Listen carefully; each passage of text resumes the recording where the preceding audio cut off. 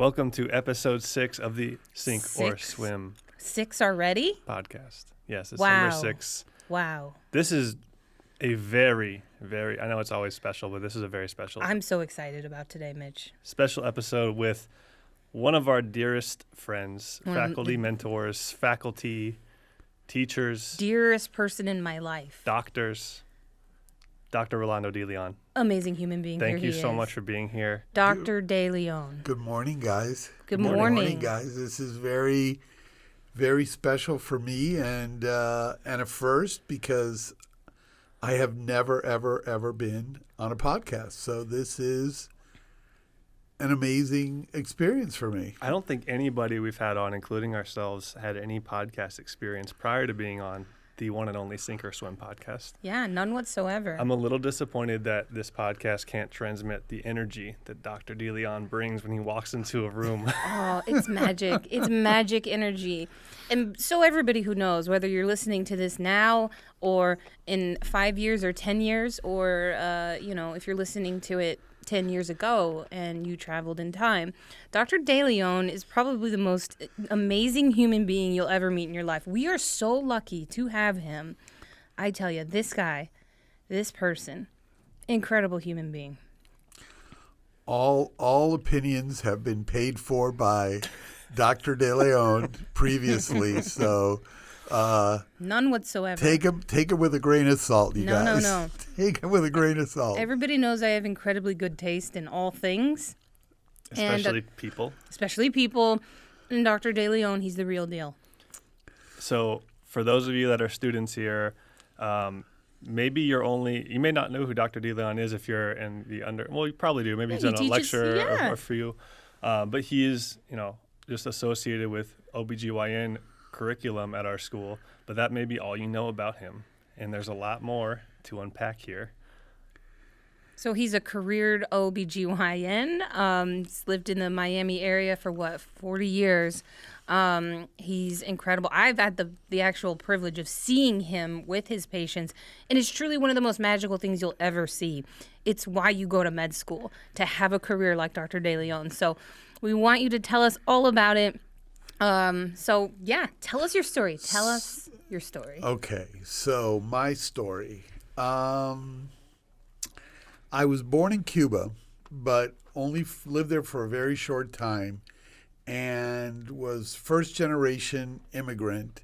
My parents left and came to the United States, but obviously had a really hard time making ends meet to the point where I, as a small kid, was sent to Puerto Rico to be taken care of by my grandparents because my parents had no way of supporting me or taking care of me. So I actually didn't live with them until I was 7 or 8 when they moved to the DC area, and they kind of set up shop up there, and that's when I moved up, and I was raised in the DC area, outside of Washington and Northern Virginia, which is where, the name Rolo came around, which is what I am known by, because Rolando in the 60s in Virginia didn't really fly.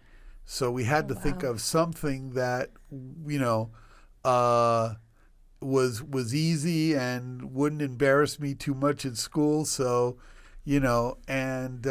but so that's where home was. And I was blessed. I'm an only child, and I grew up there, and I did everything: grade school, high school, college, med school, and then I came down to Miami, and I was not well.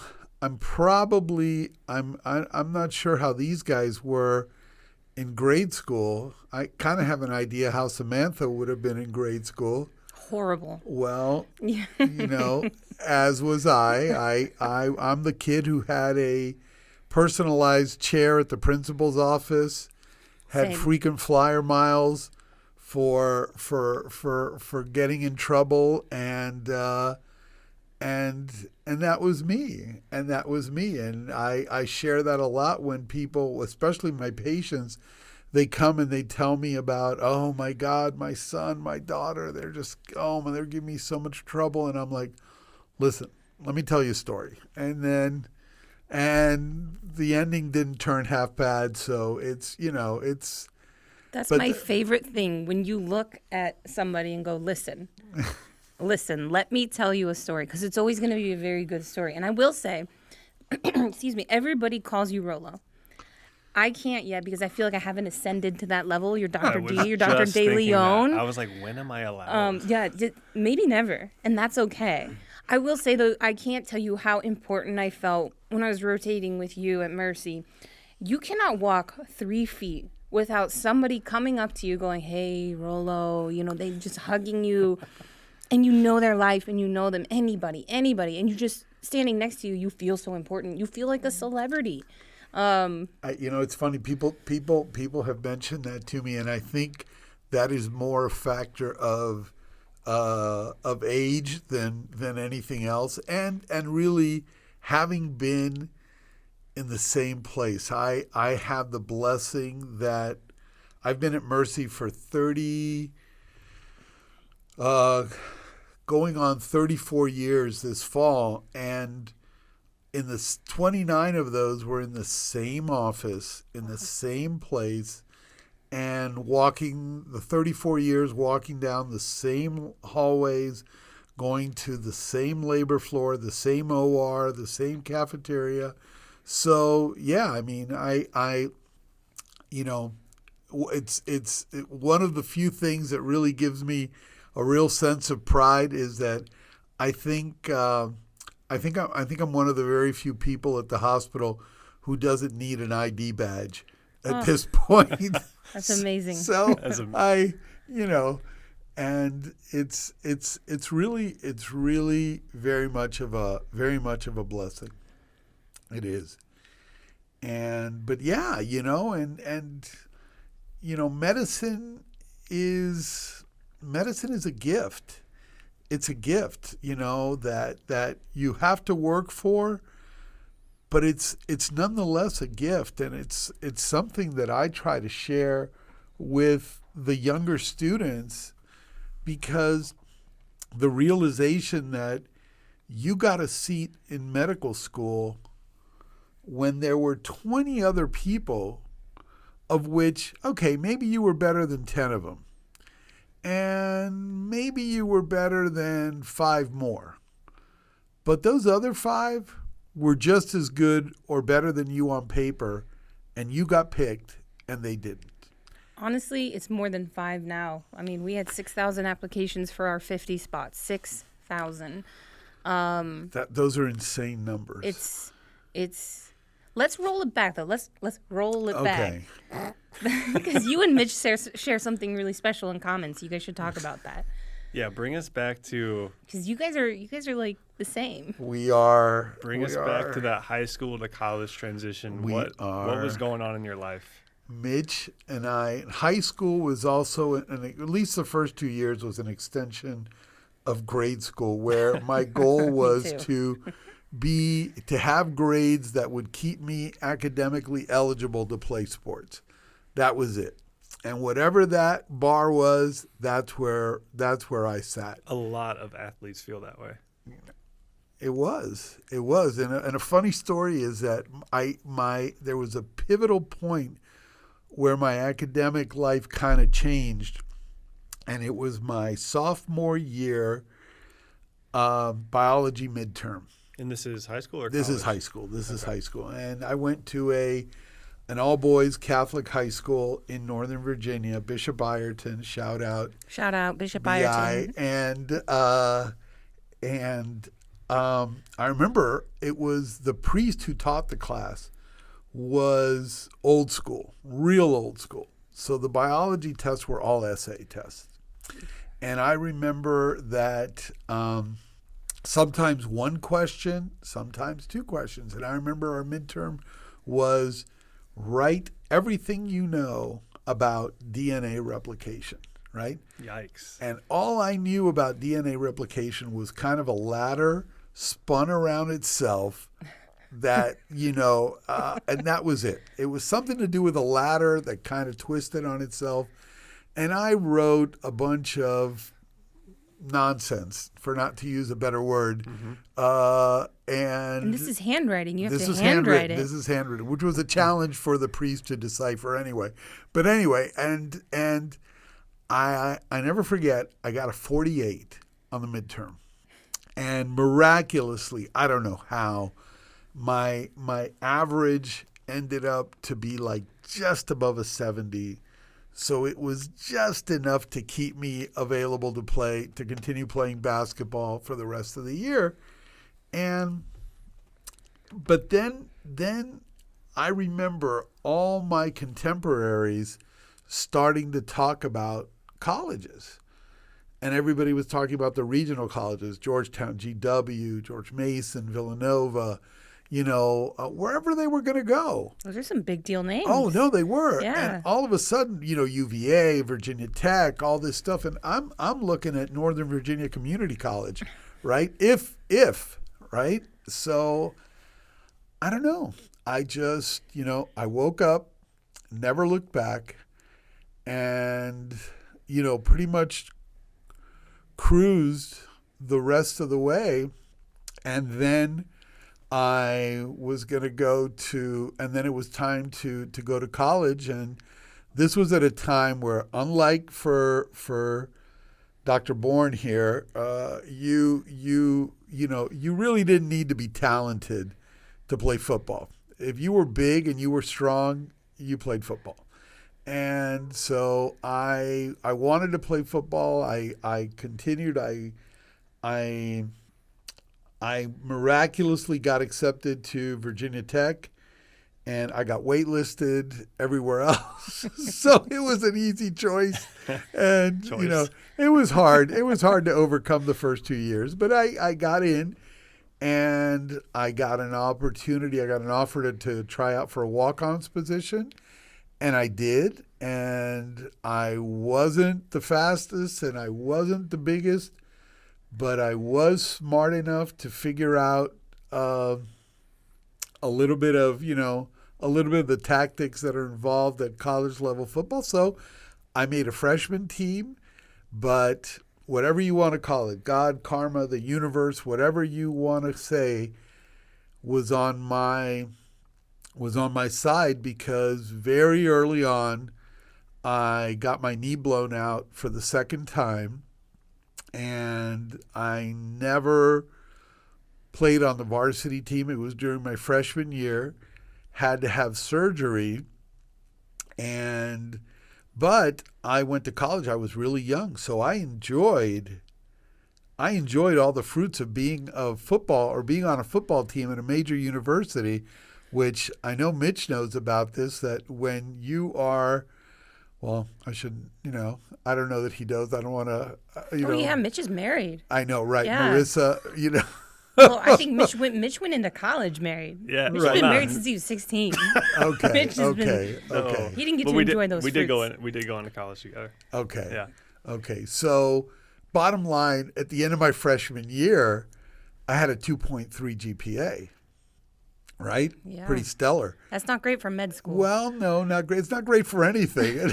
But you play football though. But I did play. But I did have a football. I did have a lot of Vatech football gear that pretty much opened the door to any frat party on campus. The ticket. So it was a ticket. And I remember getting picked up by my dad alone.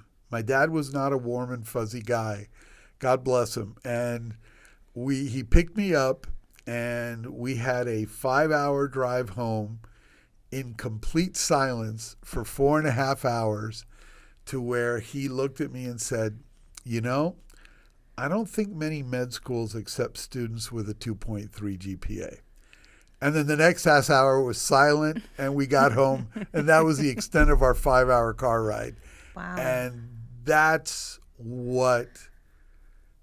was my turning point, because that summer I was working for the government, which meant I did nothing for 3 months. Right? So I early on bought a Morrison and Boyd organic chemistry text, read it throughout the summer on my own, went on to get straight A's in organic, and the rest, kind of fell into place for me. What did he do?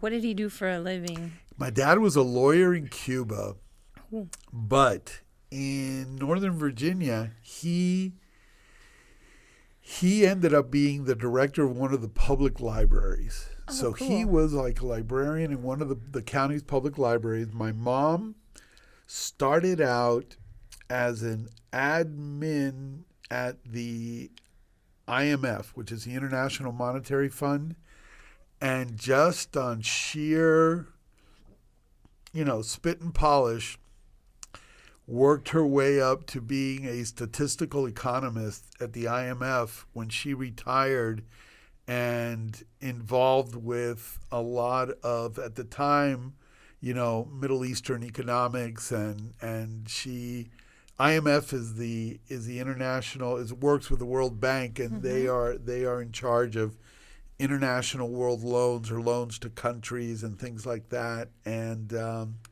so she really, from without a college education, this was all on the job training, and just rose and rose and rose and rose to an incredible position before she retired. And so that was home. I grew up in. And these are Cuban immigrants come here with nothing. And Cuban immigrants with build nothing. a life. Right. Wow. It's incredible. We lived in a tiny apartment. I lived in the den, or a little, for pretty much my whole life. When I was in college, they actually stepped up to buying a townhouse. And it was a small townhouse, but I'll tell you guys, it seemed like the Taj Mahal to me, because like I had my own room, and so it was a typical first generation Cuban immigrant story.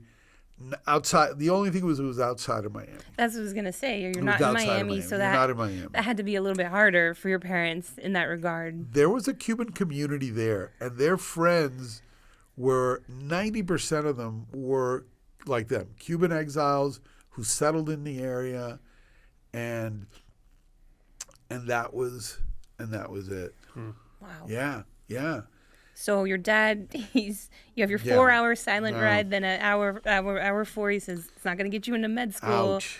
And you worked for the summer. But really glad he said that. Ouch, Yeah. but realization, it was, like I said, it was a turning point. And that so much so that summer, before I started my sophomore year, I read cover to cover a book called Morrison and Boyd, Organic Chemistry. Right. And I don't know how much I retained on my own, but enough to make sense of it and do well. And So that was really just like a turning point in your studies. It really was. So after that, you went back to school and you were just, Well, no, I actually thought about football again. Okay. Right? Yeah. So I said, I'm going to rehab, which gave me a lot of focus, because I would spend a couple of 3 hours a day, lifting and swimming and doing everything I could to try to get ready for the following spring to see if I could. And somewhere in the middle, I think it was after my first quarter, where I had really, really, really, I had like a 3.8, taking physics, organic, and biology and whatever else. I kind of said, you know what, maybe football, it's time to walk away, and I did, and then just concentrated on that, and yeah. And you told me you just willy-nilly took the MCAT without any prep, blew it out of the water, got an amazing score. Well, that's that's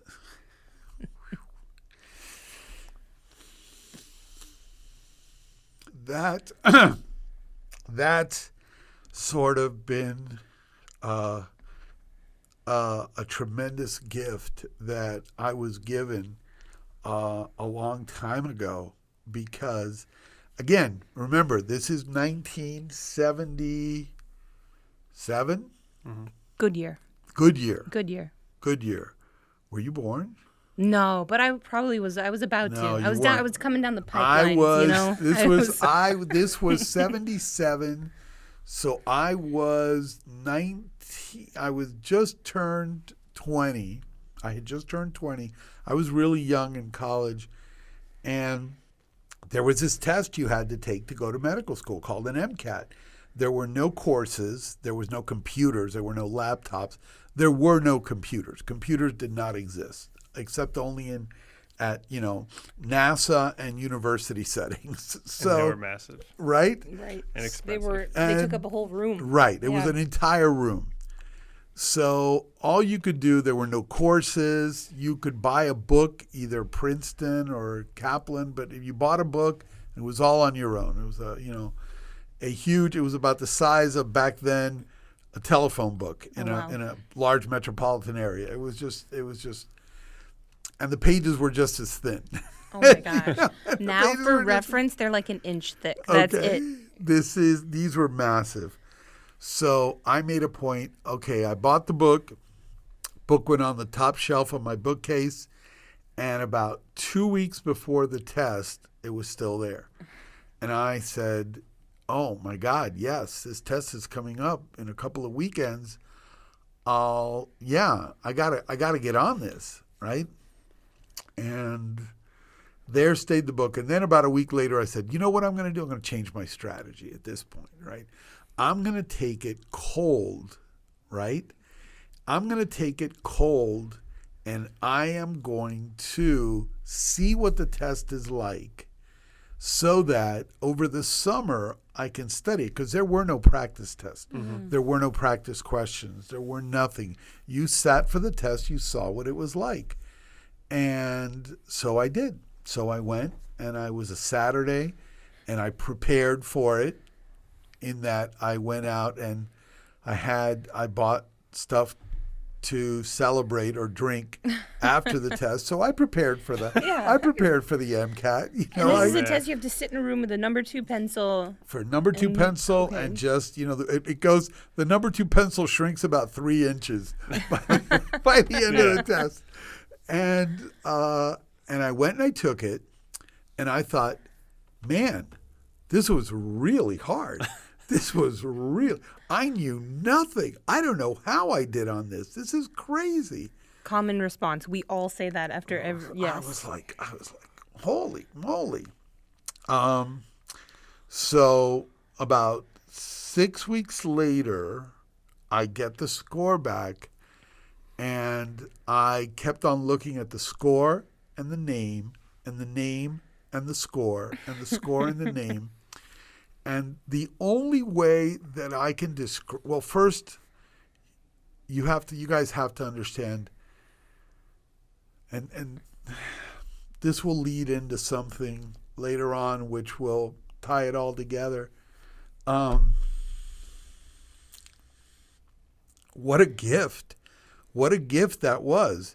Problem is, when you're 19 or 20, you really don't understand the gifts you're being given. You just don't have, you don't have the perspective. No, man, no. You haven't been down the road long enough to look back and say, wow, you're just still kind of just bebopping along, bouncing around, looking at this, looking at that. Oh, yeah. Oh, cool. Yeah, no, sure.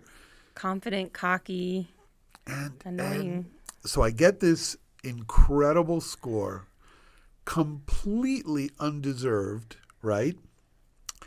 And the best way that I can describe it to you guys, for those of you who ever saw a movie called Slumdog Millionaire, where an Indian boy who is illiterate, an illiterate street urchin, right?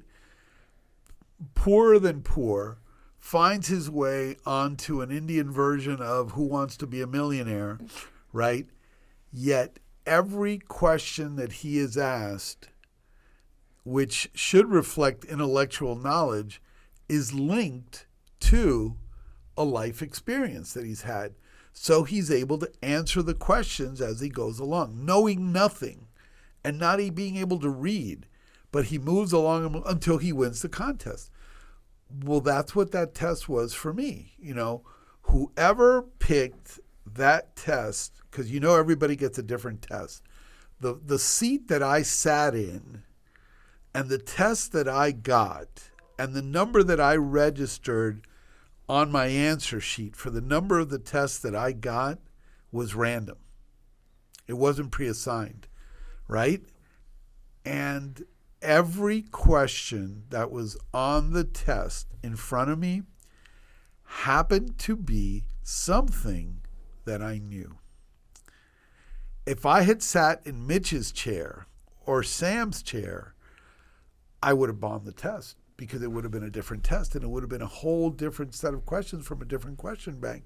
So for me, that was a gift that was given to me to be able to have, now I can see it, to have the life and the career and the vocation that I have had, right? So I take the test, did really well, really well on it. This was the old MCAT.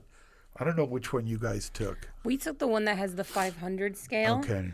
You probably took the one that goes up to 40. No. I took the one that says that, yes, 40. Yeah. Up to 45. Okay, yeah, 45. It goes up to 45. Yeah. It went up to 45. And this was a ridiculous number. And, I thought they had, I think they had I thought they had dropped the decimal. I don't know about that. But anyway, so I moved on. I applied to medical school, didn't get in because even after everything, I think I still had like a 3.0 GPA, and I was really low. Really, Mitch is nodding. Mitch was in the 3.0 club. We have a more similar story than you might understand. Yeah, no, the 3.0 club is funny. When I played football, obviously athletes aren't typically academic powerhouses. No. So they're orthopedists. Yeah. So we had some sort of initiative at UCF football called the 3.0 club. And if you could maintain or get a 3.0, you would get a shirt. Ooh. That said UCF 3.0 club. Do you still have that shirt? Yeah, it's somewhere. Oh man, you gotta find that shirt. I will. No. I disagree with the whole athletes aren't academic powerhouses. I think you guys are far more impressive, and you have what takes you further than an academic prowess would, which is discipline, and I think that's so important. So you say one thing, but the two of you have an incredible amount of discipline. Sure, I just mean on average, most athletes aren't great. But I was really lucky, I have to tell you, because the guy who was the center, we lived in my first year I lived in the jock dorm. Mm-hmm. And the guy who was the center for the basketball team was a junior. And I don't know how we clicked. Oh, I know why. Because at some point we ran into each other at the math building. And he was kind of looked at me like, I know you. What are you doing here? And he was actually a civil engineering major. And he got me through linear algebra and differential equations my freshman year, barely, but he did. And so there were a couple of outliers who if you happen to find them, really shined. Mine was similar. My story was similar to you in that you were thinking about med school earlier on, but I was not a good student when I came in. I was getting C's left and right my first couple of years, and then I left football after 2 seasons when I realized it wasn't going to go much further for me. And then I wasn't immediately thinking medicine. I had a period of time where a year where I was like, man, I don't know what to do with my life. And then I had that similar moment where I had to kind of flip a switch and become a good student and start getting the A's and, do well in the MCAT. Shout out Marissa. Yeah, shout out my now wife, Marissa, for giving me some semblance of a routine. Yeah, but I met people along the way, too, that got me through. I remember when I took molecular biology. Right. Man, that I had no it's a background. Fun class. It was an amazing class, and I I ended up doing all right. But that, you got to realize, this was like the first exposure I had to that stuff.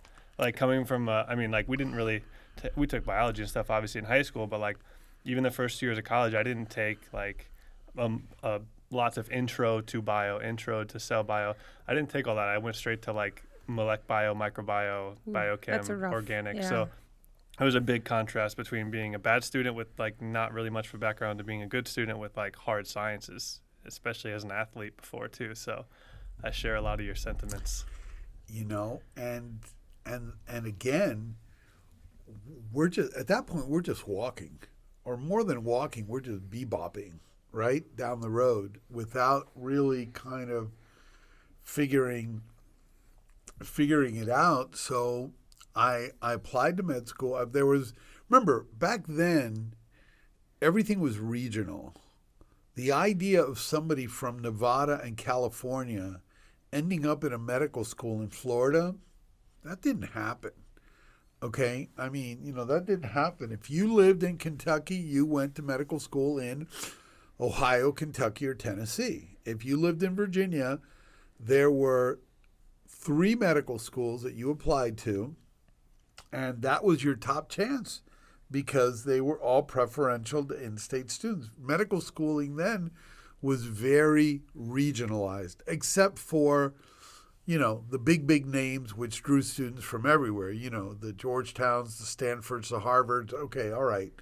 But so I applied to all 3 schools, never got a call back from anybody else except for this brand new school, which was similar to NSUMD because it was only 3 years old by the time I was applying. I went to an interview, got put on a wait list. I was told, no, you didn't get in.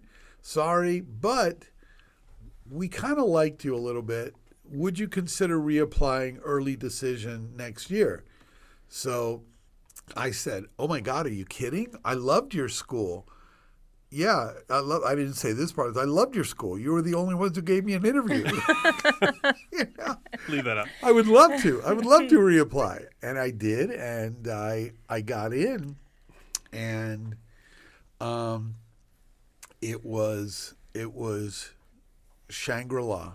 It really, I have to tell you, it was Shangri-La.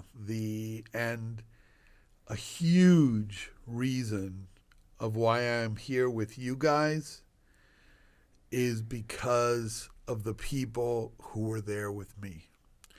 And they made such an impact in my life that it's a huge reason why I am here. And if I can just make a tiny impact like they did, if I can make an M1 believe in themselves a little more and know that you're not only are you going to make it, but you're going to be a great doc one day. That's what these people did for me. And that paying it forward. And that's what you guys are going to do in your career. I know that. That's the beautiful thing about medicine. It's you hear it a lot before you come, but it's a family. It's you know, you give back. You take advice, you give advice. It's so beautiful. I haven't had many other careers, but I imagine there's nothing quite like it. The subject matter is fascinating. Obviously, it's like while we're all here, but it also offers just so many opportunities to teach and mentor and just, you know, relationships with people under you, in the same level as you, over you. It's a pretty beautiful field, even though we're pretty young in it. You join a family. Yeah, and join a family. Even our family, like, you know, your husband, my wife, like, we all have this shared relationship of just going through some unique experience together. And it's pretty cool. Yep. And just as an aside, talking about husbands and wives, the reality is none of us would, I know I wouldn't, none of us would achieve our intellectual, academic, professional, vocational potential without those people standing next to us. Oh, there's no possible way for me. None. There's Shout none. out Dave. None. Shout out Dave. Amen. Without Dave was like a first real when I met him, it was like, oh, this is what it's like to have somebody, like a family member, somebody care. He's incredible. There's no way. Shout There's out no Marissa. way. Amen. Amen. So I have to tell you something funny. A couple of weeks ago, we got together, and I was introducing Samantha and her husband to my family, right? And as they're walking up, I said, "Oh, Mati, Debbie, this is here. This is Sam and Dave." And for somebody my age, all of a sudden I said Sam and Dave, and I just stopped. And I was like, Mitch was there, and I was like, just stopped. And I'm like, oh my God, Sam and Dave.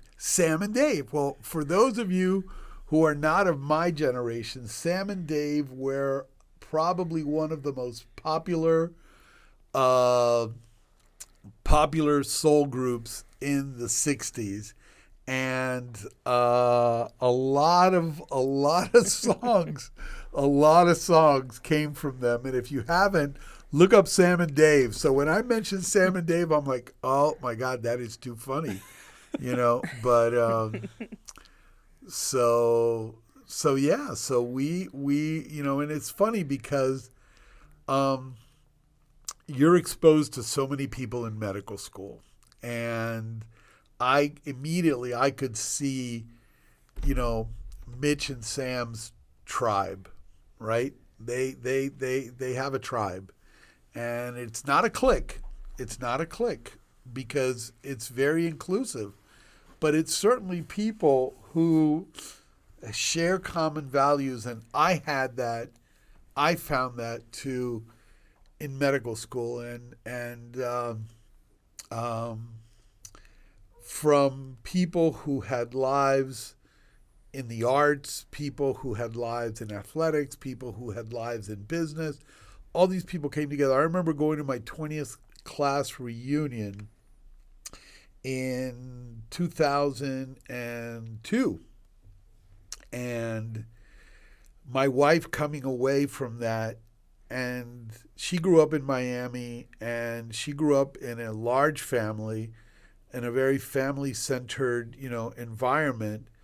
And she went to this, and she said to me, you really went to school with some really amazing people. I mean, and just to give you an idea, sadly, that was 2002. Sadly, a year later, we all came together again in a memorial service for one of our classmates who passed away because he was an astronaut on the Columbia space shuttle, which burned up on reentry. And that was so that was the level of the people who I got to rub shoulders with, were just amazing individuals. And this was one of my closest friends. And we all came together, and then it was like, that's why I'm telling these guys, these are the people who you will be with forever. I have about a 12-person chat group, or that we're spread out throughout the country, even to this day, 40 years later. This is my 40th year, and I can't wait to go back to, I can't wait to go back to my reunion, to catch up with people and, and see them, and more than anything, to shout and crow about the experience that I'm having now with you guys here at NSU, because wow, what a gift for me, Oh, I think it's opposite. I think you're a gift for us. No, it's just accept it. how I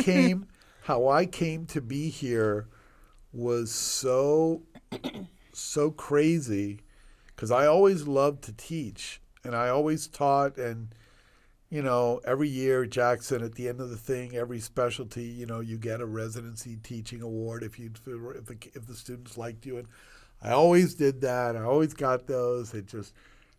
I loved, if I was an intern, third year medical students were my thing.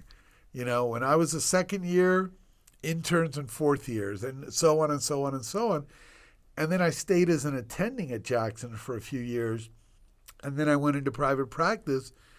And the rigors of private practice kind of took me away from the teaching for many, many years. And then a few years ago, a friend of mine who is an amazing, amazing educator, she is the clerkship director in OBGYN, or she should be the clerkship director in OBGYN in another medical school in South Florida. And she had students with her. She was going on vacation, and her office was right underneath mine at Mercy. And she was going away. She asked me if I would med student sit for a couple of weeks. And I said, oh my God, sure, I love that. And after we did that, I re-fell in love. I totally re-fell in love with teaching. And I totally re-fell in love with teaching. And I asked her, can I get a student of my own? And she said, hell, you can have 3. And I started doing that and fell in love. This was at a different school here in South Florida. And then I started asking, well, where are they taught their didactics? Well, we teach them in school. Well, can I help with that? Sure. And where do they learn this? Well, so before I knew it, I was doing a ton of stuff at the school as a volunteer preceptor. And I wanted to get involved. I wanted to do more. And I wanted to get into advising and mentoring and doing all this stuff, but they really didn't seem to have the opportunities for me to do it. So lo and behold, I got a phone call saying from HCA, who I'm also the board chair of one of their hospitals, if I could meet with them, and I did. And we went to lunch, and the guy who was the president at the time of HCA says, I know you love to teach. We've started this initiative. You guys were already into your first or beginning your second year. We're starting this initiative with NSU. Would you consider being what would you like to do? And I was like, well, I'd love to teach. And I was like, well, would you consider being the chair of OBGYN for the medical school? And after I got off my butt, laughing like crazy, I'm like, listen, come on.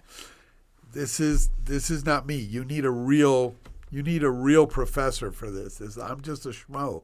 You need somebody who really knows what they're doing. And they said, no. I think you would fit.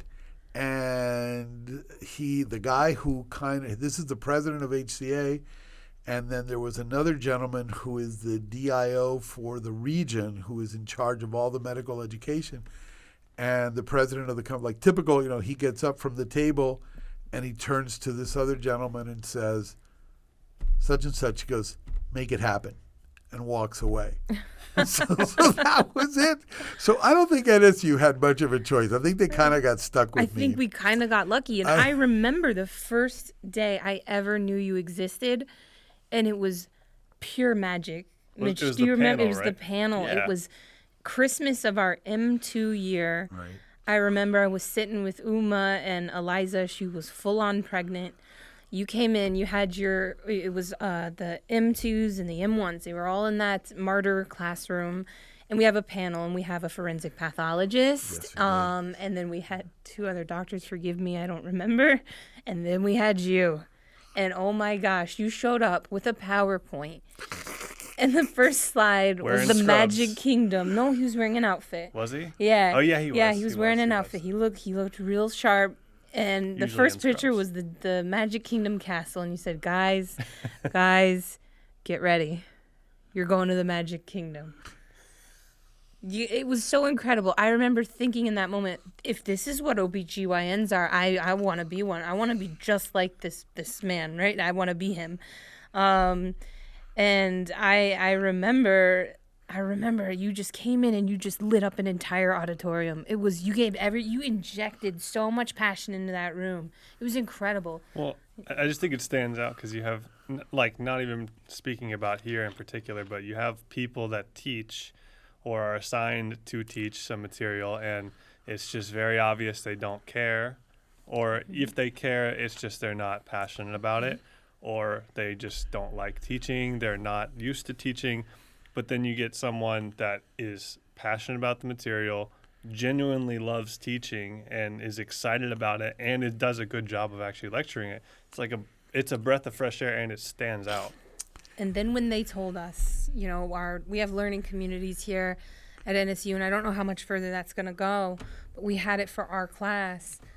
And then when our learning community mentor, Dr. Templer, was leaving to take a position out of state, it was, we were sad, of course, but then we get an email saying that it's going to be you taking over. And that was the greatest thing I had heard. I actually remember I sent you a really long email telling you how cool you were. And I don't ever really do that. But in case you didn't know. In case you didn't know. But I had to tell you because I was just so excited. But and it's that's one of those situations of right place, right time. As I was like the first day I showed up here, I was coming to a meeting with Dr. Rajput and Dr. Gray. And we're talking, and as we're talking, I kind of got the sense that they were a little concerned about our time and how we were moving in terms of time, and they're like, I literally, guys, I had just walked into the Terry building. We're meeting in that conference room by Dr. Vivig's office, the administrative conference room there, and I kind of got the sense that these people had to go somewhere. And all of a sudden, they're like, well, no, listen, we have to present our curriculum for the different clerkships, and today we're presenting OBGYN to the curriculum committee, so that and I'm like, oh wow, well, I who's presenting that? I'd love to hear it. And literally they said, you are. And that was when I showed up, and I went to this curriculum committee meeting, which I had been to at another medical school, and it was, standing room only. There was a ginormous rectangular table made up of, with maybe 50, 60 people, and then people standing against the wall in the entire room. So it was close to 80, 90 people in the room. And I show up, I don't even know what it's called. It's like a little room right off of the cafeteria downstairs. The CDC, it's Curriculum Development Center, right? It's a little room. I think so. I don't know how much curriculum I don't know how much curriculum they're developing in there, but I mean, a lot, obviously. We're all here. Maybe I made that up, but I think that's what it is. It was a little room, a door right next to the cafeteria that had windows that looked outside. And I walk in there, and there were maybe 8 people who I remember. I remember Dr. Griffin. I remember Dan Griffin. Shout out, Dr. Griffin. Yeah, you're amazing. Awesome. He's awesome. You are incredible. He is. Yeah, that's what amazing. Dean Pritchett called him. Great DJ guy. Griff. And I get it. There was a young woman, a doctor. I think her name was Dr. Neal, Niket Neal. Yeah. Shout out, Dr. Neal. We miss you. Wonderful person. She presented peds. Yep. Right? Yes. And then all of a sudden, I'm like, hi.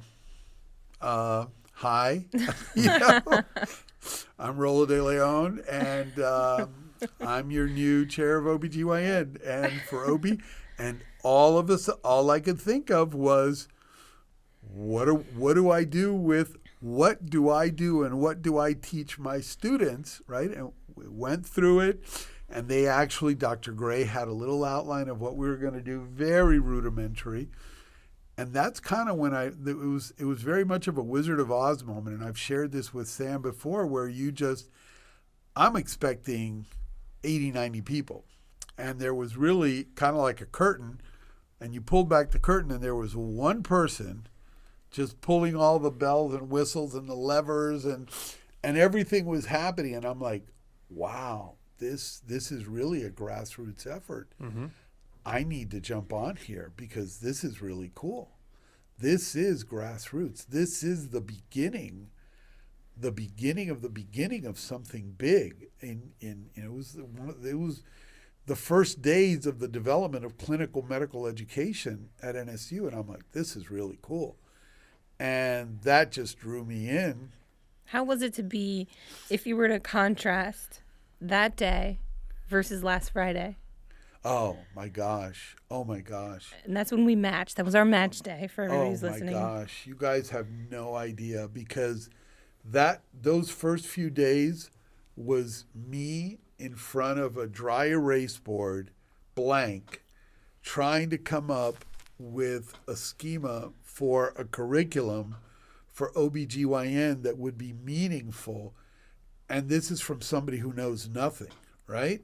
So again, I'm sitting there thinking, thank God for an organization called APCO. Shout out APCO. Shout out APCO. Because these people really, really, and I had gone to a course in January of that year when I knew I was going to take this on, and I learned a lot of stuff and I was able to put it together. But then to see the result last Friday of the match and where all the hard work of the students, the faculty, the staff, the administration had taken you guys, like I said to you before we started the podcast, I don't think anybody in that room really expected to see the results that were put up on the map, the national map afterwards, and the quality of the places and the breadth of different specialties that were represented. I don't think anybody expected that. So, I have been really blessed in my life. I have been blessed in that, coincidentally, wherever I go or wherever we go, me meaning, me and Debbie and our, when my boys were in high school, I helped start a rowing team at their high school. When, my daughter was in high school, I helped develop in the STEAM program in her school, a health care or a health professions track, which is still there. And we'll get back to this in a few minutes. And I've done medical missionary work my whole life, from the time I finished my residency until now. I have been all over the world, in Haiti, the Dominican Republic, Guatemala, Ecuador, doing medical missionary work every year. But to be able to go from that day, and in that time, I've delivered about 20,000 kids. Oh my gosh. So that's a decent number. That's a good amount. But I can't think of anything as professionally fulfilling and personally fulfilling. There's a picture, you saw the picture. There's a picture somebody sent me, a screenshot. And it was classic, because it was Sam opening her envelope, standing off to the side, and in the background, there I am. I mean, right here. Right. Yeah. That, there I am. That was, Uma had just read Mike, because we read each other's. She had just read it and said it on the podium, and I was still stunned. So I'm sitting there very dorkishly clapping for myself. Yay! And there you are, so excited with your hands up, like, touchdown, like touchdown. Oh. This is that was incredible. This is, a touchdown to the corner of the end zone. 4 seconds left in the game for the Super Bowl. Mm-hmm. That was the feeling throughout the day. So, I mean, to me, that picture, for me, I'll cherish that forever. That picture said it all, because it was what. And then there's another picture of Mitch and I on the stage in like this sumo hug. Oh, I think I know that one too. We are just like, because the elation of the moment, and every year you have to, well, no, every year, the first year, yeah, there it is. Look at that. I love that. We have to present, you have to present to the curriculum committee, to the school, what's done. And to me, the fact, for me personally, from going to that dry erase board and starting to say, okay, I have 4 weeks to teach these people OBGYN meaningfully. How can I get this done and divide it in what way? From that to finding out that the entire first and second years that they have done this, NSUMD has outscored the national average on the OBGYN shelf exam. Oh, wow. Right? Wow. I mean, outscored the national average, which means, we are doing better than more than half of the medical schools in the country, some of which have been forever. And I think back to that, it's not on me. This is all students' efforts, and this is hours and hours of UWorld and UWise questions. Well, I will say this. The shelves, yes, they're good, but I think the most important thing is that you are hard-pressed to find a student who didn't leave their OBGYN rotation just elated and loving it. Having it been their it was my most favorite rotation. I'm not even going into OB, but I loved it. I don't know where, everybody just hands down loved it. I remember leaving the OBGYN rotation, and I remember saying to Marissa, I don't think I'm going to do OBGYN, but if I have to, I'll be happy with it. It was the most, shout out Dr. J. Cohen, our clerkship director. Yeah. He's incredible. My preceptor, Dr. Samantha Bunting, it was just amazing. Such a cool rotation. Dr. Palmarola, REI. You just have such a good group of preceptors. It's also one of the only, maybe not one of the only rotations, but it's a rotation as a medical student where you see such a variety of stuff. Like you're seeing regular births, C-sections, operations that don't have anything to do with obstetrics, but hysterectomies, and not to mention all just the regular clinic. And a lot of medicine. As I'm driving up this morning, I was on a call with the office where all my partners were doing kind of like sign out or catch up rounds, and everybody shares whatever complicated OB patients are going on, and we're talking about thrombocythemia. We're talking about valve replacements. We're talking about class C diabetics who are uncontrolled with renal involvement. And I'm driving and I'm listening to them, and we're talking back and forth about the management of these patients. And all of a sudden I'm thinking holy moly, this is all internal. This is all medicine. You guys are primary care providers. This is all medicine. This is hematology. This is cardiology. This is endocrinology. And it's one of the reasons why I love to get you guys exposed to all of that, because it's, yes, you don't serve half of the population, right? But, nobody with a Y chromosome allowed. But unless you do REI. Unless you do infertility, REI. right. Okay. Yeah. But it's, for that part, intellectually, it's also really cool. It's, and then you add the babies, and then you add all that, and that just puts it over the top for me. But even intellectually, it's, and, you were saying about the lecturing, and I think one of the most important things in passing on knowledge, not teaching, but passing on information, is making the recipient of that information aware of the importance of that information. Because at that point, they're going to, whatever you didn't teach, they're going to go back and say, this sounded like I'm really going to need to know this. So I'm going to go back and I'm going to make sure I understand this. So to me, the two biggest things in passing on information is making the relevance of it known to the recipient, and I love to teach as a story. I love stories. I was invited to teach. I was invited to give a session at a conference called HAPS, which is Human Anatomy and Physiology Society, by Dr. O'Malley and by Dr. Purvis.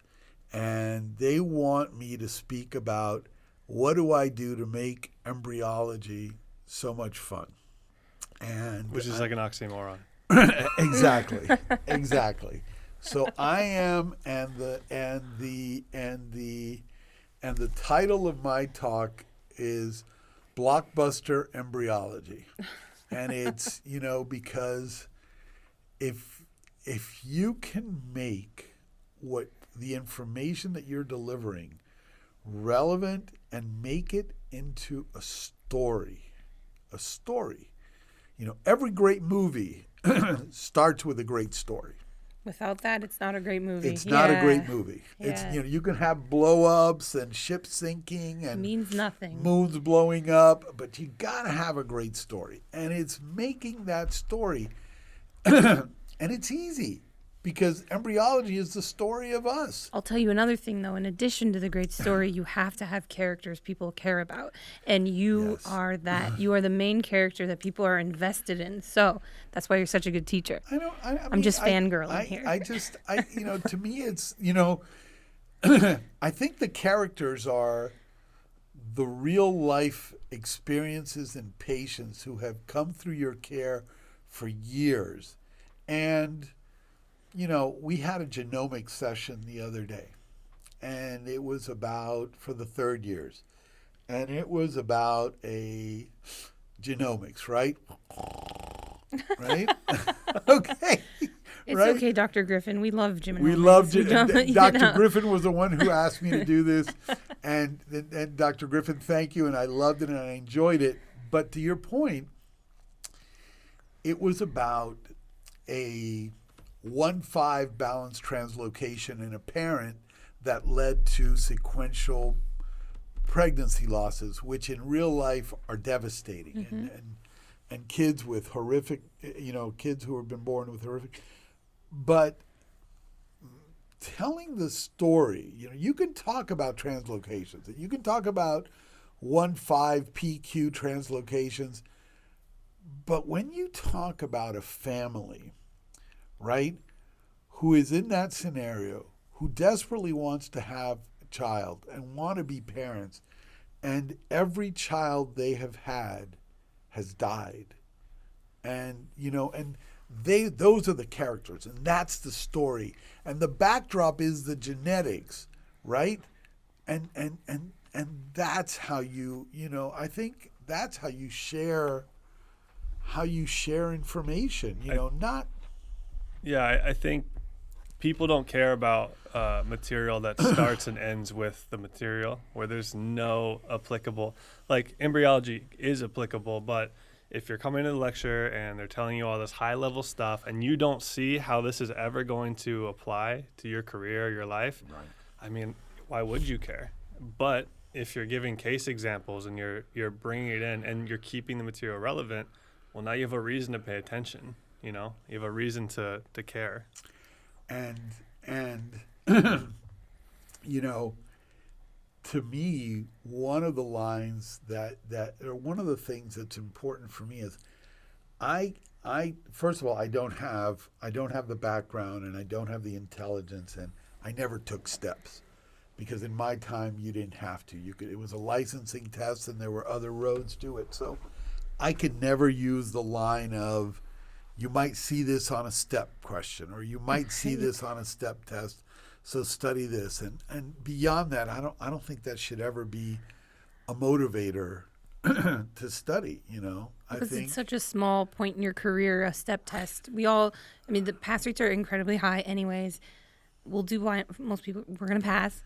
It's more like, you might see this in your career. Right. This is important. Amen. Amen. Before we have to wrap up, as we have about, maybe 20 or so minutes, I want you to talk about your medical mission trips, because I think that's really cool. Okay. If you want to share. Yes, I love, I I got involved way back in 1988 or 89 when I have a very good friend who we were residents together, and over the years, our friendship has grown closer. He is a pulmonologist, and he is retired from clinical medicine now. And shout out, his name is Dr. Carlos Moas, and Carlos is now Shout out. he is the president of the branch of HCA that oversees. He is in charge of the management and the quality of every critical care unit that HCA has in the country at every hospital. Oh, wow. So this is the guy that when a unit is underperforming or is having a higher number of adverse outcomes or whatever, he gets on a plane, he goes to Texas, he goes to California, he goes to Nevada, he goes wherever, and sits there and says, let's look at your metrics, let's look at what you're doing, let's see how it's working, and let's see how we can tweak it. So it's an incredible position. He's an incredibly gifted guy. When he finished pulmonary medicine, all right, just after I finished OB at Jackson, he really didn't know what he was going to do with his life. So he went to talk to a friend of ours who was another amazing. He was our Yoda. He was our Yoda.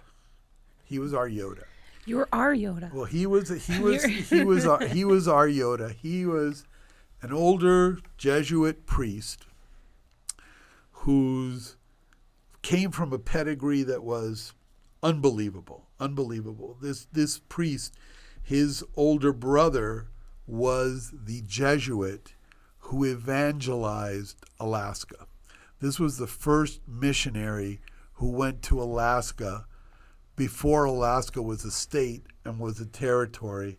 And so he comes from an incredible pedigree. So he goes to speak to him, and the priest says, look, why don't you, I have a friend of mine who has a little medical clinic in the middle of nowhere in the Dominican Republic, right on the border with Haiti. There's nothing there. Why don't you go and just spend a couple of weeks working in the clinic there and helping out and just see if, clear your mind and get away from Miami and get away from everything. He was single at the time. And why don't you go there?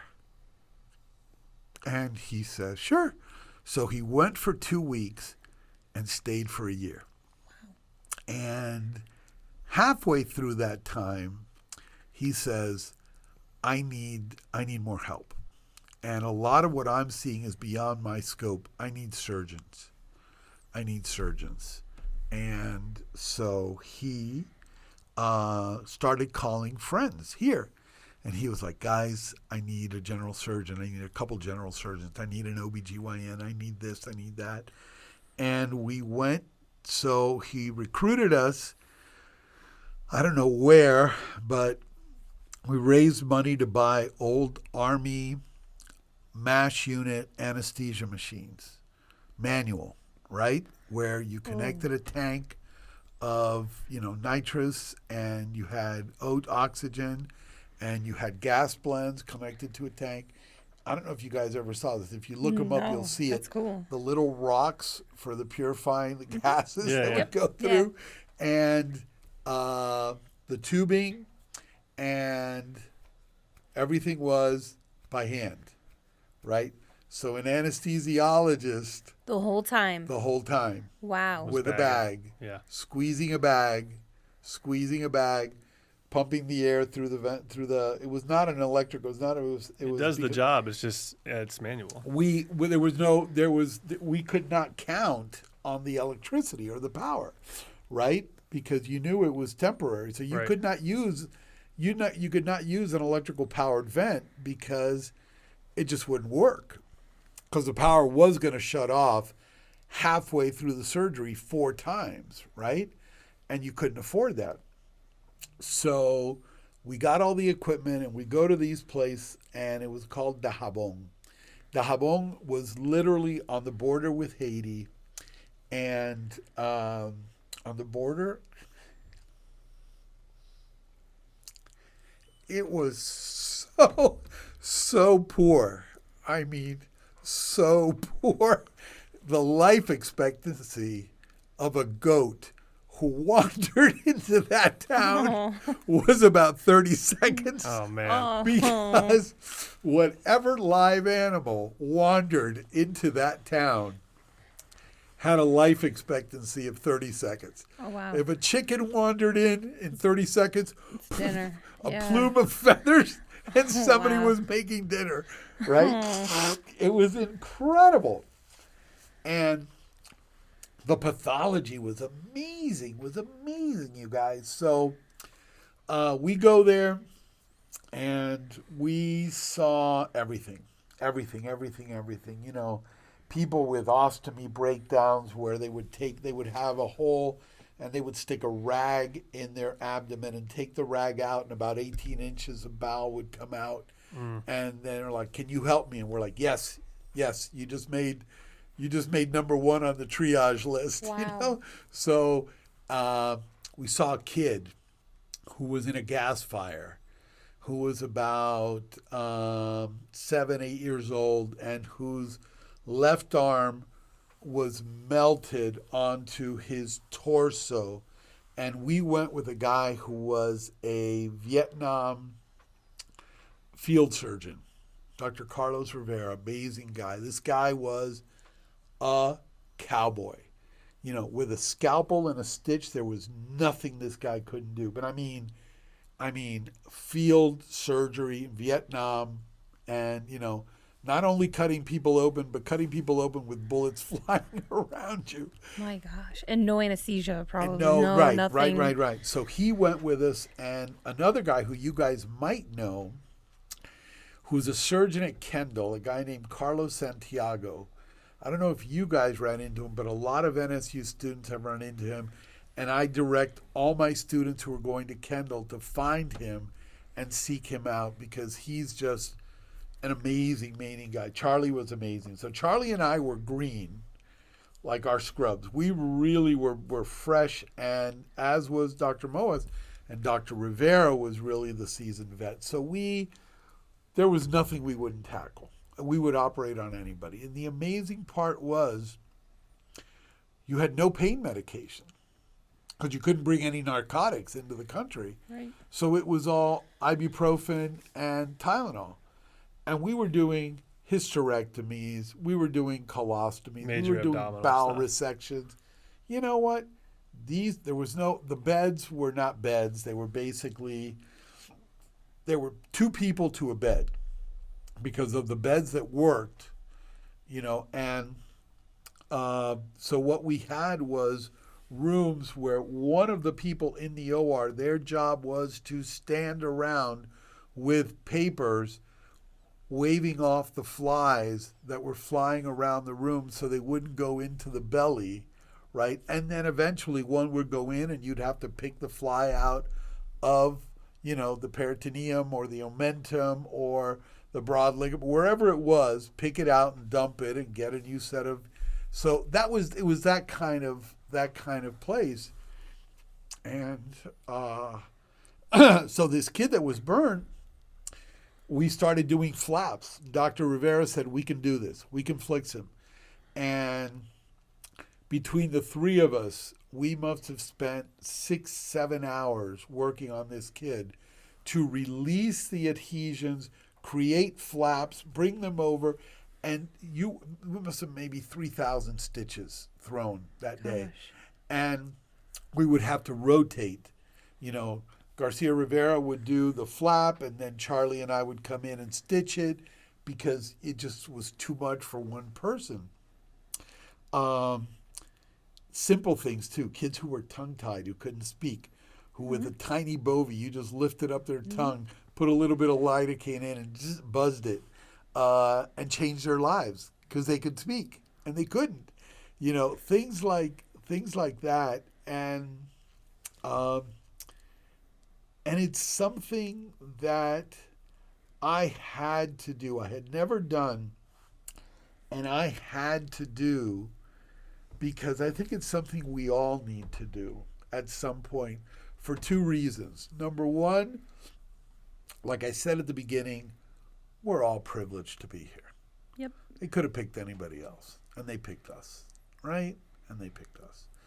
And number two, when you go on a mission and you can do a hysterectomy, right, of a huge fibroid uterus or a vaginal hysterectomy of a total prolapse and put this together, and in the middle of, not even in a hospital, guys, because it really wasn't a hospital, but in a setting like that where you're in the middle of nowhere and you have no backup and you have no blood, okay, and you have limited IV, and every step you take surgically has to be perfect. If you can get to do that, you know what? Medicine in Miami becomes a piece of cake. You're like, hell, I can do anything here because I have 40 people helping me. I have lights, I have air conditioning, I have IV. If I cut a vessel, I have blood, and it's a way to push the boundaries of your skills, I guess. And you come back first full. Your heart is full, number one, but your confidence is full too. Your clinical confidence is full because you realize what you can do. So one trip led to another, led to another, led to another. The latest involvement that I've had, again, situations which were really, really, really bad. Haiti's probably the worst. It's been the hardest, are parts of the DR which are close to Haiti. And my last 10 years have been in a mission called Mindo, which is out of an orphanage school in northwest Ecuador, which is halfway up the Andes. And it's a little orphanage school where we go to the school, we set up a clinic and bring pediatricians, OB, medicine, dental, podiatry, general surgery, to do small surgeries. And in about 4 days, we'll see like 4,500 people. Wow. But to kind of wrap this up, in the second or third mission to Dajabon, we did the mission. We finished everything. We were all ready to leave. Everybody's on the bus to drive 4 hours through the northern part of the Dominican Republic to catch a plane to come back to Miami. And the only people, myself, my wife, and Dr. Moas, Carlos, who was the kind of like the head of the mission, get off the bus to take one more round and just look around and look at every post-op patient before we get on the bus and before we leave. And everybody's okay.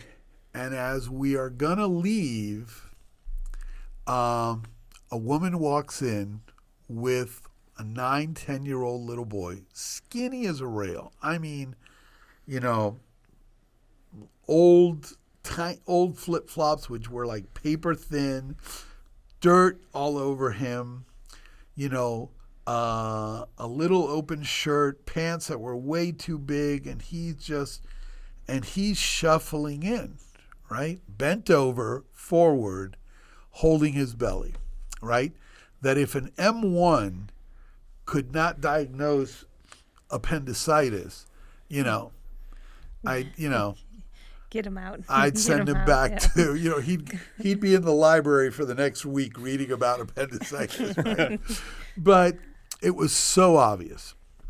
We put the kid on the table and he was splinting, right? He had, psoas sign, everything. He couldn't barely extend his leg, right. But he was so skinny when you touched him, you could palpate it. You could palpate the appendix, right? And So Dr. Moaz and I say to the mom, listen, we're done. We don't have anything here. We're finished, and we're leaving. We're going on the bus, but you know what? Let us take him and take you, and we'll take you to one of the bigger towns populated along the way where there are hospitals, and they will operate on them. This is a place that is so remote, you guys, that there are people who their entire life, they just don't leave that village, right? They don't leave that village, right? So to take this kid 3 hours away was for you and I, to go to China, to go to Fiji, to go to somewhere that it would be like to go to Australia, across the world. Yeah. Across the world. It'd be for like them. letting my cat outside. There's no way. There's no way. It's just not happening. So there was a nun who was there, and the mother just kind of puts her arm around the kid, and they start walking. And my wife, who you guys have met. Shout out Debbie. I love her. Yeah, she's great. She's an she is incredible there, human. and The woman behind the genius. and she said, "No, the genius, the genius, The genius the behind genius the behind man. the man. The genius Let's leave it behind at the that. man. The Genius genius herself. behind the man." Yes. So, Debbie says to the nun, she says, "Sister, what's going to happen?" And the nun says, "Well, we see this all the time. We see this every once in a while. Kids come and they have a stomach ache, and they go home and they get really, really hot, and then they die." This was a part of life, right? This is what happens to some of these kids. Every once in a while, one gets a really, really bad stomach ache. He gets really, really hot, and then he dies. It's just like the syndrome of uncontrolled appendicitis is all they know. They're just Right. like, this is what we see. This is what we This see. is how. Wow. And this is how it's going to play out. And at the time, we have our sons, our twins, who at this age, are 6 or 7 years old, and they're in Miami being cared for by their grandmother, healthy and alive. And Debbie just turns into Mama Lion mode. And she says, not on my watch. Not You guys today. aren't leaving. Nope. Yeah. Not today. Not today. This isn't happening here today. I'm not surprised by that at all, knowing her. And she said, "Rollo, you have to take this kid's appendix out." And I'm like, "Debbie, look at this. We're in street clothes. We're out of here. The bus is honking because they're leaving." And she's like, we can't leave here without this kid's appendix. We really, really can't. So we're like, okay, what do we do? So Carlos and I start brainstorming, and he says, "Look, I can pull one of the machines out of the truck, and we have no oxygen.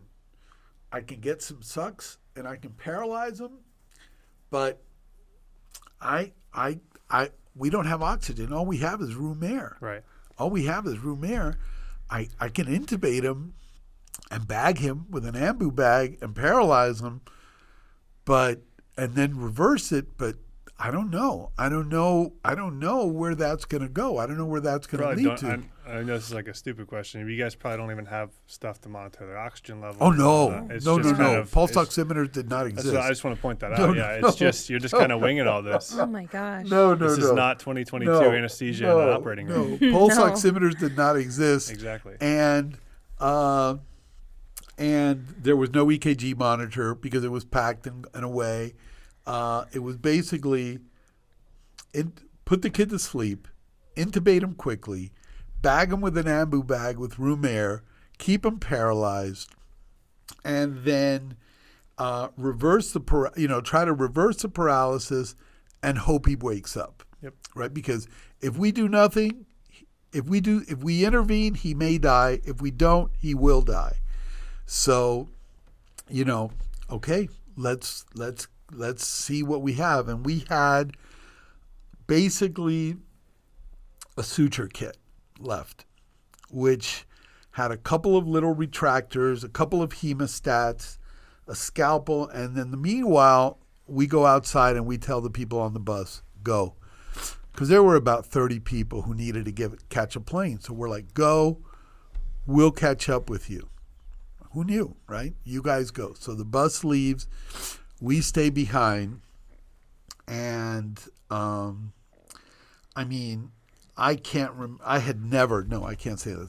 had never operated on a 9-year-old boy. I'm a gynecologist, for God's sakes, right? I had seen appendectomies. I had done appendectomies in residency. We were taught to do appendectomies in case we ever needed to. So I had done the procedure, and we basically pulled his pants down and put some betadine over the area. I'm trying to remember McBurney's point, 2/3, 1/3, 2/3 IS, Wow. A lot of stuff going through your SAS, head. to the belly button, where it was, I make an incision on the skin. There is no fat. Skin, fascia, peritoneum. Boom, boom, boom. I make a hole. All of a sudden, pop. Out pops the appendix right in the middle of my surgical field. It just comes out for you. Popped up for me right there. Wow. I grabbed it with a Babcock clamp, got to the base, double clamped it with hemostats, cut it off, stitched the first layer, imbricated the second layer. In 7 minutes, the case was done. And I just did like a sub-Q stitch on the skin. In 7 minutes, the case was done. And we're looking at each other like it wasn't ruptured. It was hard as hell. So it was about to, and we popped it off, closed the kid, and we're like, are we done? We're done. We're done. Carlos reversed the paralysis, took out the tube. The kid started coughing, and we're like, let's get out of here. Oh my God. Let's get out of here. Wow. So we're like, look, the bus is like, an hour ahead of us. We need to catch them to get to the airport with him. And somebody says, okay, such and such's cousin knows somebody who has a car.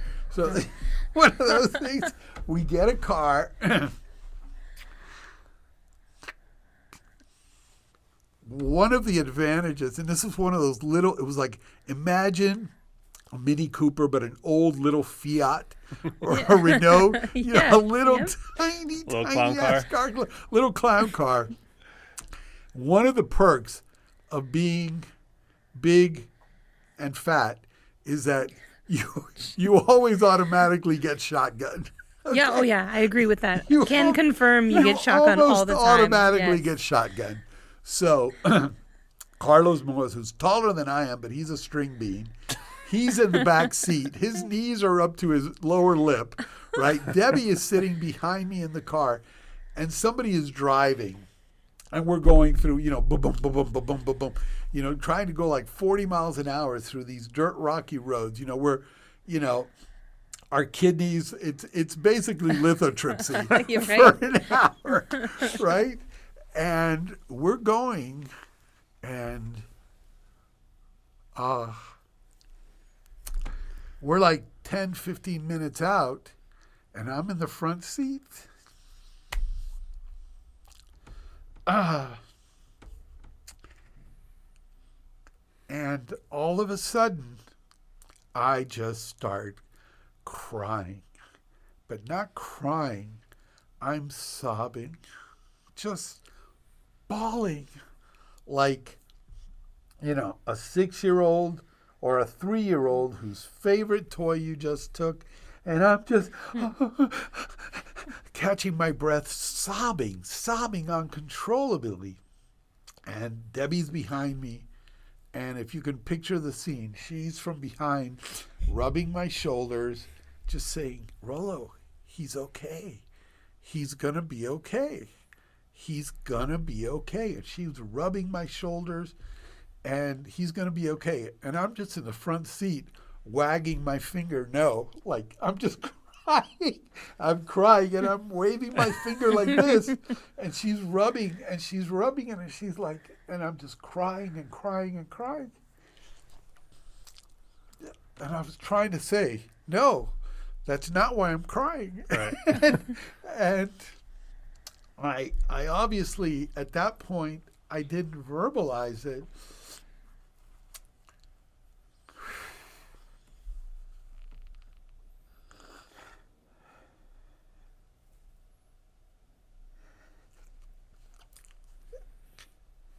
And I was crying because have you ever seen a movie where you don't really know what's going on? And right near the end, something happens and all the tumblers fall into place. And all of a sudden you're like, oh, wow, I get it. Mm-hmm. Yeah, that's any Christopher Nolan Right. movie. Yes. Well, at that moment, I flashed back to 1977 in April, and that MCAT, which I took, right? The gift. The gift. And the gift was that I could get to go to medical school, fall in love with OBGYN, train in OBGYN. While I trained in OBGYN, learn how to do appendectomies so that on that day, at that moment, I could be there to save that kid's life.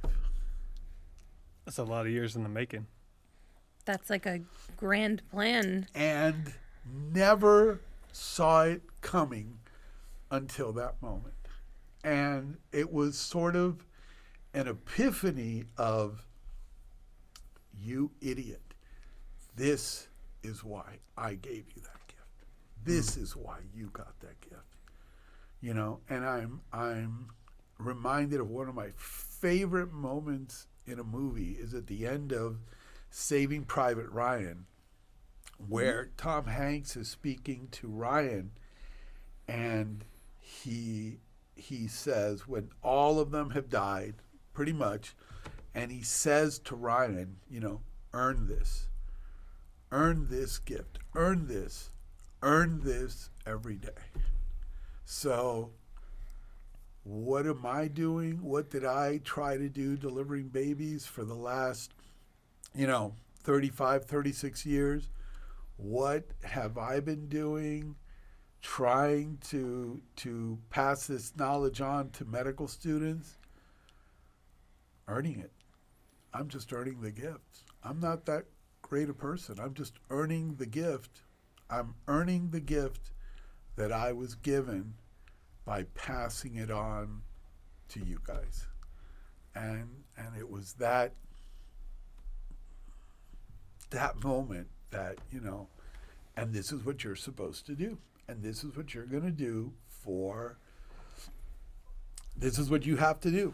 And that's why I tell people whoever lets me do it, I'll do it.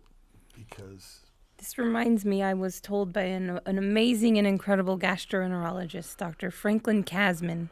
Shout out, Dr. Kasman. He took out, he did an ERCP on me. And I thanked him profusely. I can't tell you, even when I was at Aventura, I would go back. Every time I would see him, I would thank him profusely. And he said, you know what, Samantha? I was available. I was capable. That's it. You do that yourself. Be available. Be capable. That's it. That's all we can do. and don't overlook the gifts that you are given along the way. Yes, you worked hard at it. Yes, you studied hard. Yes, you did well on steps. Yes, you did this. But in the end, there were many people equally as qualified and you were chosen. And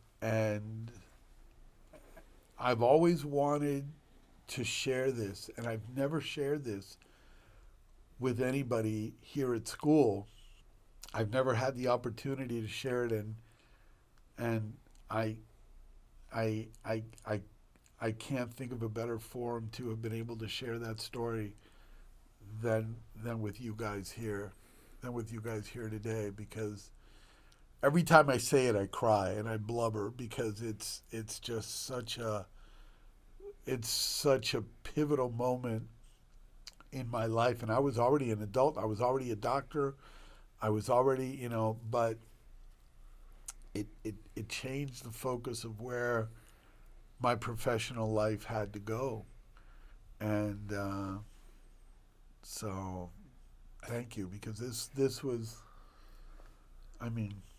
Thank you for sharing it with us. I mean, it's a beautiful story. It's beautiful. It's inspiring, and I think we touched on it earlier, and I didn't realize. There is this is a circle back moment where it all kind of connected together, but you don't have that perspective when you're going through things the first time, when you're taking the MCAT, when you're in M1, 2, 3, even us now, obviously. You don't know what's ahead of you. You don't know what's ahead of you. And we talked about this multiple times, but we talked about it before, where if we could go back and give ourselves advice first year, second year, we wouldn't have done things, or we would have had a different perspective. And we look back on it now, and it seems obvious to us now. But what I'm saying is the only way you can get that perspective in real time is by talking to people that have been through it, and talking to mentors, talking to people ahead of you, whether it's other medical students that are ahead of you, people like Dr. D, so they can give you that perspective earlier on. And again, it's we are blessed, and we are fortunate to be here, and like they said, like Tom Hanks said in the movie, earn it every day, earn this gift every day. And that's, I was given a huge gift on Friday, and I've been thinking all weekend about how, it's a blessing. I need to be there. I need to learn everything I can. I need to. Something you said too, I've just been thinking about lots of stuff you said. I have many comments, but it's really easy to get caught up in thinking about what you've done, the effort you've put in, the sacrifices you've made, and to kind of get selfish, maybe not the best word, but to just be so self-centered in this process, when it's very easy to forget that there are thousands of people that wanted to be where you are, that will always want to be where you are, and it's such a privilege. Even Sam and I just talking about how being on, even just as a medical student on internal medicine, clerkship, just that opportunity and privilege to get to know people so deeply and on all the clerkships. On all clerkships, yep. For sure. Just getting to know people so deeply, and on top of that, in a time where they're in, dire straits. Worst times of their life when you're in the hospital. Yep, it's just another day for you. Worst day of their life. And it's really easy to take that for granted. So I will always remember that. Earn it every day. Earn it every day. It's a gift. It's a gift to get this education as well. I think there's not many people in the world that have these capabilities, so it is our duty going forward to share it with the world, and give back to everybody as much as we can. It's our job now. It is our job now. It is our job, and enjoying this fraternity, this sorority, this sodality, this group. That's when you guys walk across the stage and get hooded and join, this is part of that. And in fact, the original Hippocratic Oath talks about, teaching and passing on this knowledge freely to your people. So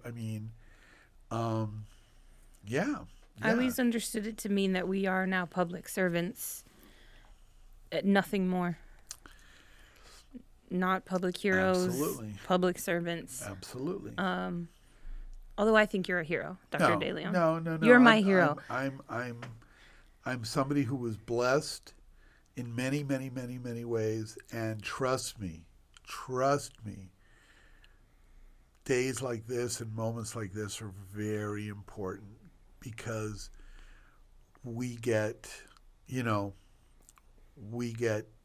tired, we get frustrated by a lot of different things and pressures that are extraneous to the purity of medicine. But really and truly, you just have to kind of say, no, this is real. This is not. I'm going to plow forward and try to plow forward and do that. And like I said, really, really lucky to have been given this opportunity to be part of this, especially in the fourth quarter of my professional life, where, you do something for 40 years.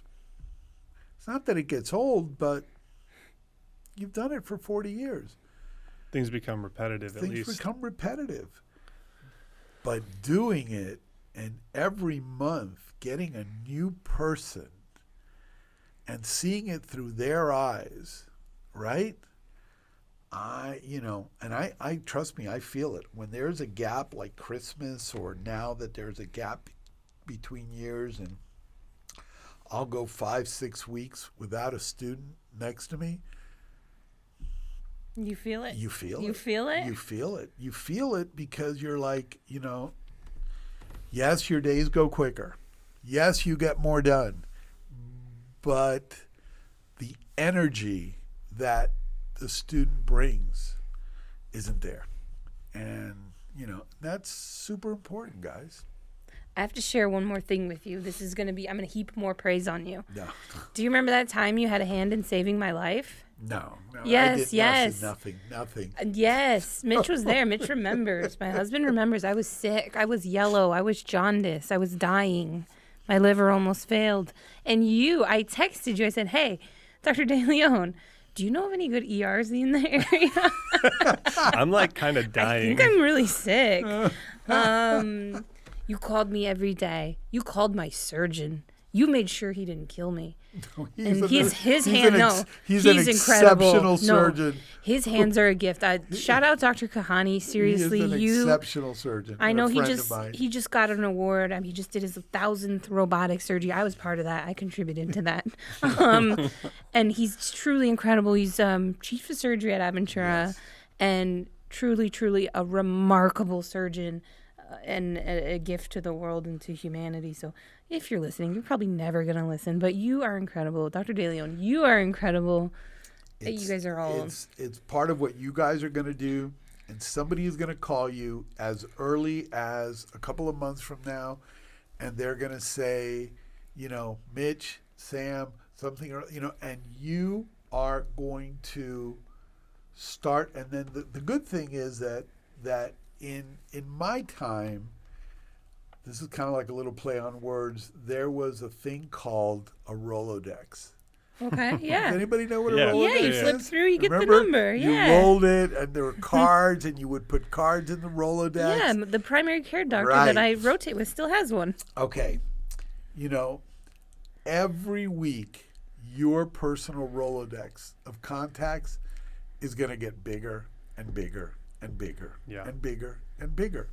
And these are connections that you need to keep close to you, so that when somebody calls you and says, hey, my cousin just had a compound fracture in Gainesville. When you run into your ortho friends in residency and you're going to say, okay, who would you call for your family to operate? Dr. such and such. Okay, can you connect me with them? Boom, boom, boom, boom, boom. That's part of your job, to connect those dots for those people, right? When somebody says, you know what, I think I'm an M1 called, or somebody, I think I'm interested in doing OB. Oh, you know what? Maybe you should talk to Dr. D. Pick up the phone, call me. Listen, this M1, you know. I've already seen that start to unfold even just as a fourth year. Like M1s, M2s, just, hey, I'm interested in radiology. Who should I talk to? Hey, I'm interested in OBGYN.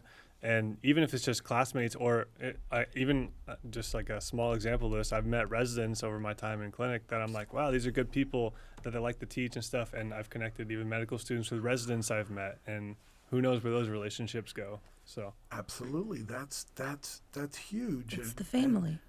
It's the family, and it's what we do. And I think the cool thing about what you guys are doing here is, you know, you are sort of taking the veil off of what the black box of medical school is. Mm-hmm.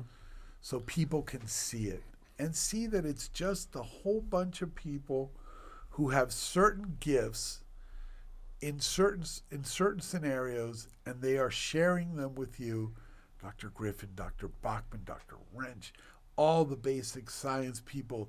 Then, you know, Steve Ely, you know, everybody here, Dr. Rashput, Dr. Padilla, everybody here, Dr. Shaw, everybody has their niche and their gift, right? And how that entire village came together to, you know, to fill you guys up with what you need to be complete enough to have the celebration we had Friday, and now to move on and actually make it real. It's the beginning of something beautiful, for sure. That's what med school is. Something Chase said, what did he say? Like, never let an opportunity pass you? His high school teacher said, never let an opportunity pass you by. Always take, you know, the chance. No, I thought about that through this whole episode. I feel like you've had lots of opportunities, and you've really seized them, which I think is very cool. And so I thank you for that. And also thank you for just being open with everyone, just in your emotions, in your passion for medicine and teaching. I mean, it really, I'm not trying to hype you up here. It's very, I'll hype you up all day. I know you. It's very inspirational to people under you and us medical students that want to emulate some of those things. So I appreciate it. And on behalf of the class of 2022 and the entire NSUMD, we are so incredibly grateful for you. And behalf of myself, of course. And we, and we're gonna go back to what our mantra is: to earn this gift and to pass it on. This is wonderful. This has really been fun. And I'm so happy you guys are doing this, and I hope you do a whole bunch more. Oh, we will. Oh, that's Absolutely. The plan. We already got multiple things in the works. Good. And more to come. In future M1s, M2s, when you see that a lecture is taught by the one and only Dr. DeLeon, you better show up. If you don't, in person, you're doing in the front row, because they are magical. I'm an M4 and I've gone to his M1 lectures. Yes, you have. And they're incredible. Yes, you have. This is like evidence. This is like this is evidence. Like, this is stalker mode, Samantha. You show up to my lectures. No, but they're incredible. Please, this man is a gem. He's a gift to our school. He's just a good person to know. He's amazing. His family's incredible. His wife Debbie is an amazing human being. Your daughter, Mati. Shout out, Mati. She's upstairs. You're next. Shout out, Mati. She's upstairs. You're next. She is upstairs, cutting through stuff, trying to prepare things for M1s and M2s. If you get a chance to get a little Dr. D rubbed off on you, you'll be better for it. Your life is going to be much better. Dr. D, and with that, we're out of here. We're setting you free to continue to give your gift to the world. We've kept you hostage long enough, but we are so grateful for you to be here. Any last words, Mitch? It's always a pleasure. It's fun, guys. It's always a pleasure. It's you guys. You know where you sit. You both know where you sit in my heart, and thank you. Likewise. Thank you. Play out music. Da-na-na-na-na-na. This is the podcast. Da-na-na-na-na-na. You're gonna swim if you got Dr. D on your side. Woo!